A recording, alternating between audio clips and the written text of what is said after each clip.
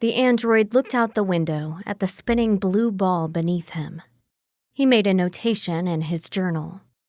Then he wandered down the hall and checked the dials and flipped some switches.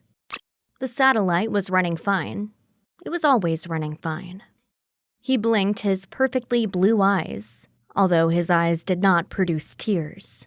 Someone somewhere had decided that it was too weird to have androids with eyes that never blinked. There was also a randomizer chip in his head that kept the blinking at random times, because an android that could blink at regular intervals was also creepy. "All systems nominal," he said. "Confirmed," said the computer. "I took notes on the hurricane below," the android said. "I'll transcribe my notes and you can transmit in 2 hours." "Acknowledged," said the computer. The android turned and walked down the hallway. Then he climbed a short ladder to the upper rooms. He liked these rooms. These were the observation rooms, and they were, essentially, domed rooms with walls that looked like glass. Actually, it was much stronger than glass.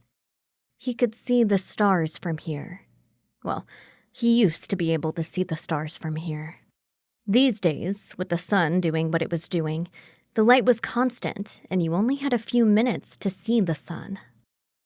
He sat down and, sitting perfectly straight, he stared. There was the earth, where it always was, and there was the sun, where it always was, but now it was bigger. It had grown bigger as of late. The android noted this, like he did every anomaly, and had reported it. Down below, there had been no acknowledgement. There hadn't been any of that in quite some time, either. He had been sent up here decades ago. If he wanted to, he could calculate down to the second when he had been sent here. Right now, however, he did not feel like doing that. He was sent to watch. It was too much trouble, someone had determined, to send humans into space. They got lonely, and they needed food. Heck, they needed air. There was very little atmosphere here in the satellite. He didn't need food. He didn't need water. He didn't need to sleep. He could just watch. Technically, he was supposed to be part of a project to monitor weather patterns on Earth. He did that. He had had a few android companions at one time. Slowly, over time, the radiation had gotten to them, and their battery cells had died. He felt nothing.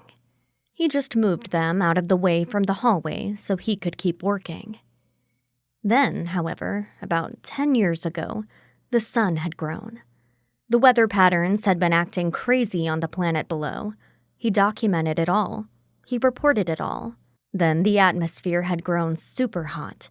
The planet had roasted. Huge lakes had dried up. The oceans now were vaporizing, evaporating.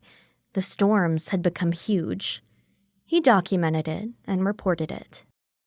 He hadn't heard back from anyone on Earth in some time now. He supposed, in some part of the complex network of circuits and wires that comprised his brain, that the humans who had put him here had died. Perhaps, he figured, everyone down there was dead. Logically, it made sense. He doubted humans could live in what remained of the atmosphere down there. But no one had told him to do anything differently. So, he reported the weather. He fed his observations into the computer, and the computer transmitted. He maintained the satellite. He watched. The sun would explode. He knew that. It would grow and envelop the Earth and the satellite. It didn't matter to him. He had not been programmed to feel much. He had no sense of self-preservation. He would report what happened as the Earth turned into a cinder. He would report what happened as the satellite turned into scrap and his own functions ceased. He would wonder what would happen. He had been programmed to feel curious. He was curious about what would happen. He would observe it all. He had to. He was the watcher. Thanks for listening to When the Night Comes Out, Jump Scares. Be sure to like, share, and review. You can binge our first 2 seasons of full-length stories now. Until next time, try to stay safe when the night comes out.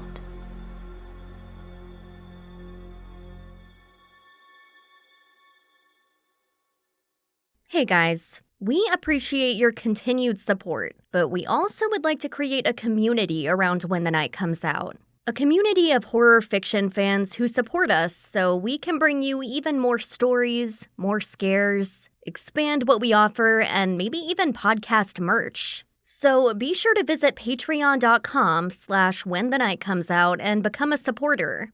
Every amount helps. We'll see you next time, when the night comes out.